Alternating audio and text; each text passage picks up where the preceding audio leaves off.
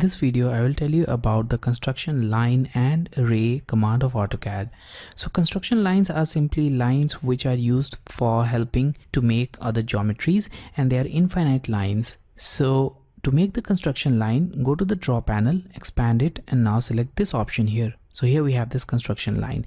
You can also use its command equivalent X line. Now, in order to make this construction line, simply click at a point to start it and now click at the second point. So in this case, you'll see that we have an infinite line and you can click at any point to add this line. So I'll click at this point and once again, I'll click at this point. So now we have these two construction lines. Now press enter to escape this command, and here we have a vertical and a horizontal construction line.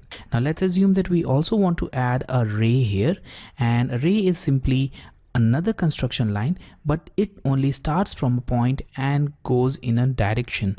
And in case of construction line, it starts at a point and goes in both the directions. So let's now expand the draw panel, select the ray tool, click at this point, and now you'll notice that this ray is going only in one direction. So you can click at any point to place it, and now press enter again to escape this command. These kind of geometries are quite helpful in making walls or the exterior boundaries of certain objects, and after making the geometries you can trim the remaining portions to make the geometries.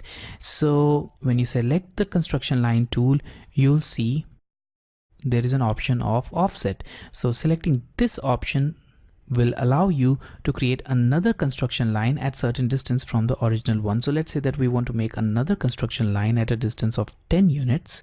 So let's type 10, press enter.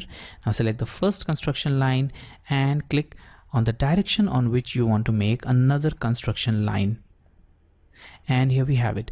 So now we have another construction line in the upper direction. So in a similar way, if you want to make the construction line in this direction, simply select it and now click downwards, and here we have it. So in this way, using this offset tool, you can make multiple construction lines at certain offset distance from the original one, and we'll learn about this offset tool later on in the next module also.